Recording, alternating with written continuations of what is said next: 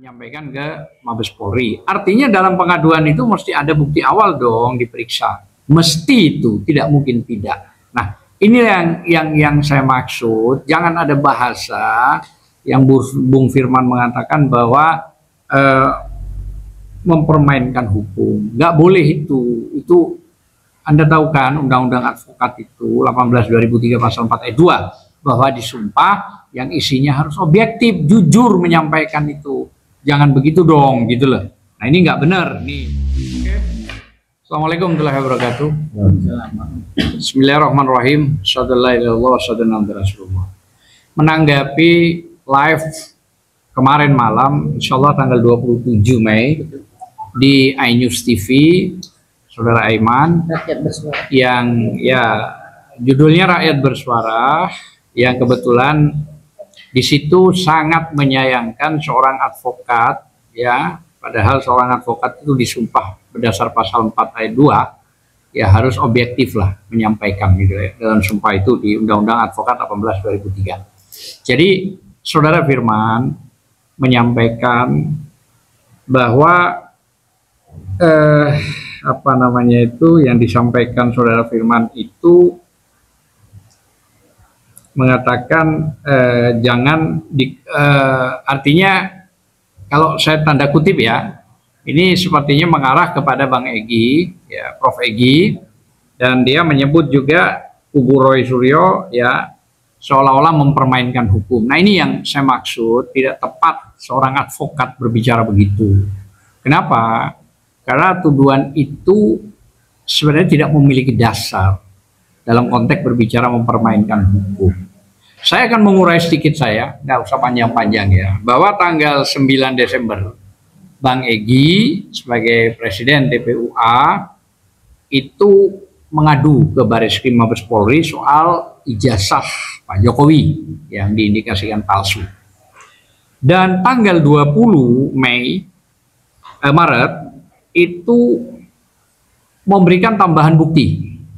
Jadi tanggal 9 Desember ya 2024 itu mengadukan ke Bareskrim seorang Profesor Dr. Egy Sujana. Dan tanggal 20 Maret memberikan bukti tambahan.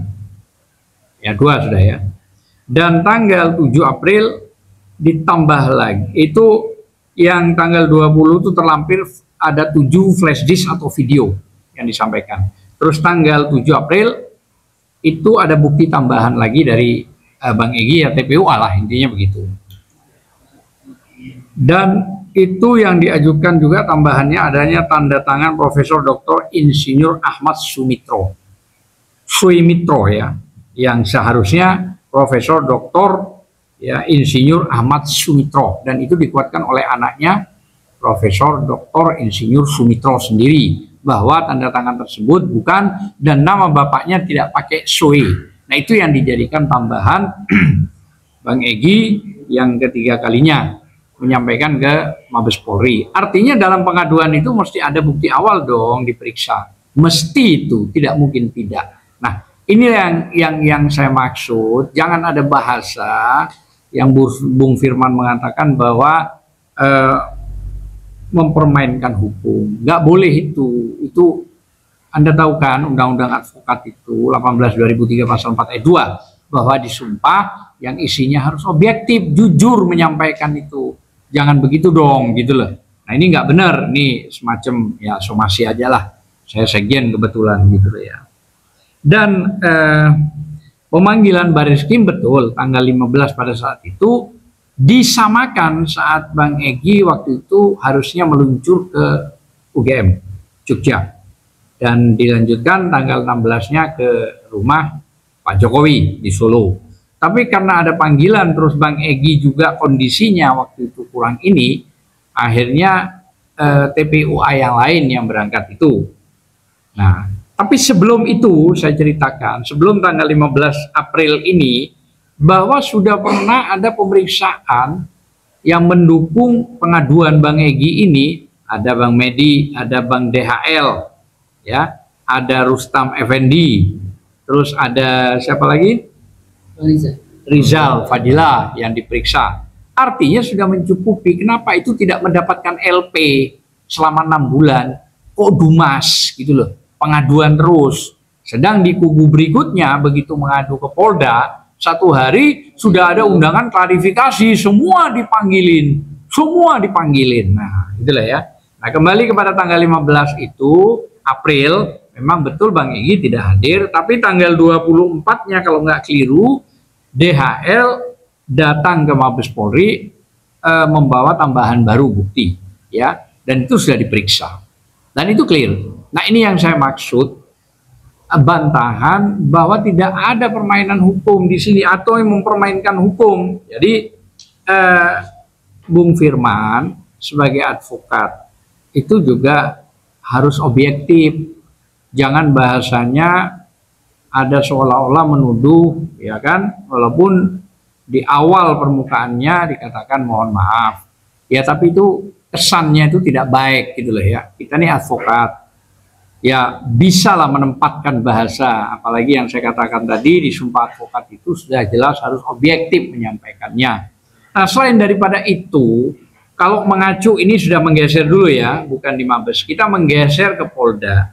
Di Polda itu memang ada panggilan 6 Mei, dipanggil lagi 22. Prof. Egy ini lagi di luar negeri. Dia lagi diindikasikan akut, dan bukan indikasi, sudah ada bukti bahwa dia itu kena kanker usus menyebar. Nah, tinggal proses yang di luar negeri itu ya akan dilakukan dalam minggu ini, mungkin operasi besarnya untuk memotong ususnya dan lain-lain ya. Ya, yang dilakukan artinya medis ahlinya lah di sana gitu ya. Nah, dan itu juga setelah itu baru menunggu pemulihan, tentu itu agak sedikit panjang ya. Tapi ingat bahwa panggilan tanggal 6 di Polda, kan yang Mabes sudah lah ya selesai ya. Yang di Polda tanggal 6 itu adalah bentuk klarifikasi undangan. Artinya kalau bicara KUHAP itu tidak diatur tentang itu. Tapi tetap menghormati, yaitu ada anaknya Hizbullah, dan termasuk juga setelah memberikan pengertian kepada penyidik yang memanggil tanggal 6 tersebut, itu ada saya juga, tapi saya tidak langsung mengikuti. Ya, ada advokat-advokat yang lain ya. Itu ada ini Gunawan juga, Mas Gunawan yang mendampingi juga, bahwa poinnya kondisi Bang Egy sakit, dijelaskan surat-suratnya dan segala macam. Bahkan di tanggal 22 Mei panggilan yang kedua juga membawa surat kembali kan, kemungkinan sudah melengkapi itu sampai pada tingkat labnya kalau tidak keliru ya, di luar negeri itu. Saya kira sudah itu clear juga, nggak ada masalah. Dan ini kan belum masuk pro justisia, ini yang harus diketahui, belum masuk pro justisia, masih dalam konteks penyelidikan. Nah, itu yang kita menganggap bahwa Bung Firman itu tidak pantaslah berbicara seolah-olah mengatakan kita ini, artinya Bang Egy, Roy Suryo dan lain sebagainya itu mempermainkan hukum. Janganlah, itu tidak baik gitu loh ya.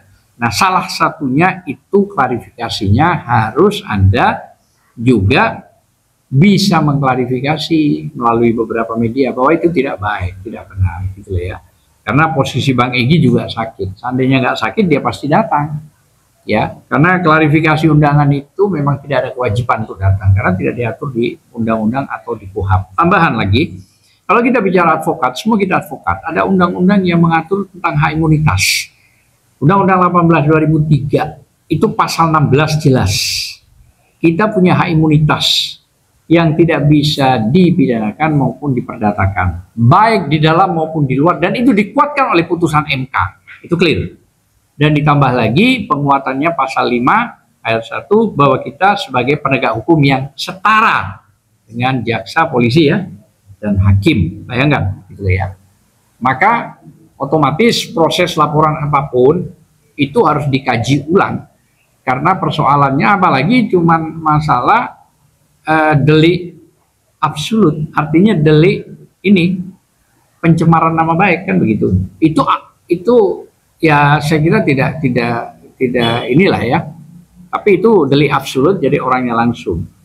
Dan ada lagi tambahan perma, peraturan Mahkamah Agung ya nomor 1 tahun 56. bahwa kalau perdata berjalan, maka di hold dulu pidananya.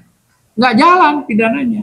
Nah bayangkan aja, berapa kasus perkara perdata soal ijazah, ya kan, soal UGM juga, bahkan rektornya, bahkan SMA-nya yang digugat, mulai dari Sulu, Sleman, Jogja, dan bahkan ada yang lain lagi. Nah makanya harus diselesaikan dulu. Kenapa? Karena butuh kepastian. Maksudnya kepastian itu apa sih beratnya untuk menunjukkan ijazah yang asli? Itulah maksudnya.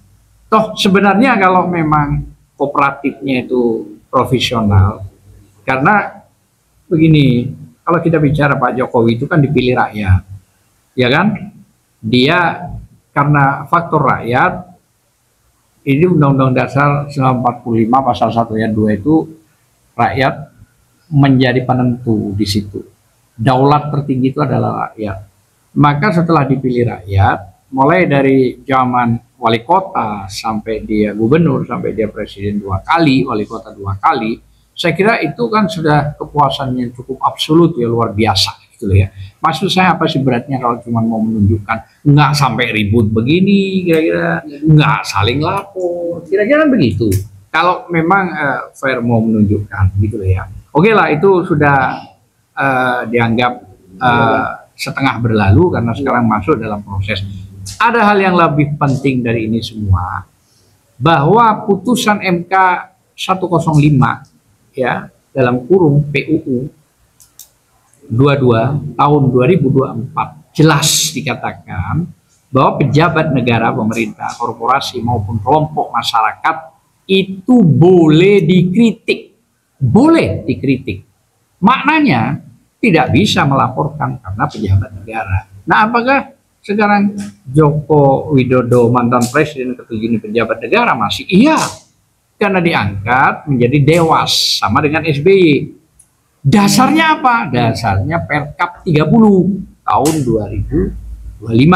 Kira-kira bulan 2 kemarin dikeluarkan kira-kira ya. Nah artinya apa? Mendapat gaji yang besar. Gaji tersebut kan uang negara, uang rakyat yang masuk di APBN. Harusnya tidak perlu dong melaporkan. Masa iya sih?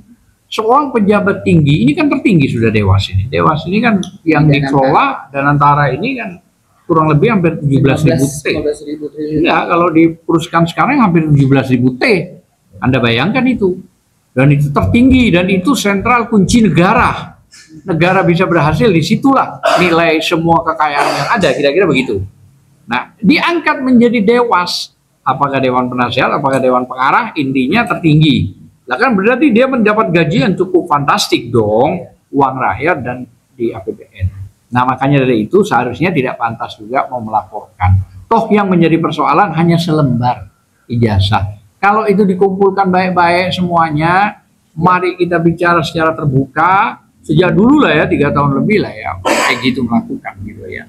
Saya kira kan clear, gak ada masalah. Gitu lah ya. Kita juga bangga punya presiden yang memiliki ijazah yang tuduhan itu ternyata nggak benar. Nah, saya kira sederhana kok itu. Sekali lagi saya katakan Bung Firman ya harus mengklarifikasi. Ya, walaupun ini bukan somasi, tapi setidak-tidaknya Anda juga harusnya memahami bahwa kita tidak pernah mempermainkan hukum dengan tadi yang kita jelaskan mulai tanggal 9 Desember itu sampai itu di Mabes sampai kita loncat ke Polda. Mungkin itu yang bisa saya sampaikan. Barangkali ada tambahan dari Mas Gunawan, silakan. Terima kasih. Yang juga harus kita pahami, harus kita sampaikan bahwa tidak ada di sini Bang Egy melakukan permainan hukum atau mempermainkan hukum. Harus kita pahami, jangankan yang masih dalam tahapan pemanggilan klarifikasi atau sebagai saksi. Seseorang yang dinyatakan sakit masuk ke dalam pemeriksaan saja, sudah masuk ke majelis hakim saja, majelis hakim itu mengembalikan kembali berkasnya ke kejaksaan. Contoh, mohon maaf, presiden kita Pak Harto waktu itu di Jakarta Selatan, Pengadilan Jakarta Selatan pernah dilakukan penyelidikan, kalau nggak salah nomor perkara 842 garing pidana PID garing 2000 garing PN Jakarta Selatan. Saat itu Pak Harto dinyatakan sakit permanen. berkasnya dikembalikan. Sudah masuk itu dalam proses pro-justisia. Apalagi ini belum. Kondisi Bang Egy belum masuk proses pro-justisia dan sedang sakit permanen, sedang harus dioperasi. Kita mohon doanya lah, kanker. Itu kanker. Dan sakit permanen, kita mohon doanya. Jadi Pak Firmanto, saya nggak kenal sama beliau ini, ya. Hati-hatilah bicara. Tolong itu klarifikasi. Jadi tidak ada itu Bang Egy mempermainkan hukum, itu nggak ada. Beliau sedang sakit dan saya ikut menghantar PH-nya Bang Egy karena saya juga PH-nya waktu itu, menghantarkan surat-surat, dokumen-dokumen termasuk rekam medis ke Kamnek, Subdit Kamnek Polda Metro Jaya, yang kemudian kami diantar oleh personel Kamnek, Subdit Kamnek ke bagian Renata. Apa yang kami antar? Dokumen-dokumen dari foto-foto, rekaman medis bahwa menyatakan Bang Egy memang dalam kondisi sakit. Jadi hati-hati bicara, sabut bahasa yang menyatakan Bang Egy mempermainkan hukum. Terima kasih. Saya kira mungkin itu, kalau memang Mbak Mary mau ada tambahan. Boleh dikit ya. Oke. Assalamualaikum warahmatullahi wabarakatuh. Waalaikumsalam. Jadi kebetulan saya ada di lokasi kemarin itu, Bang. Kebetulan saya ada di lokasi dan memang dari pihak yang dihadirkan itu kan sebelah kanannya itu Bang Roy Suryo, Bang Rismon, kemudian Bang Komarudin, Bang Refli di luar, gitu ya. Kemudian di sebelah kiri itu Bang Firmanto, Pak Susno Duaji, dan Bang Fitra. Nah, kalau saya melihat bahwa iNews TV bahwa tidak seimbang gitu loh.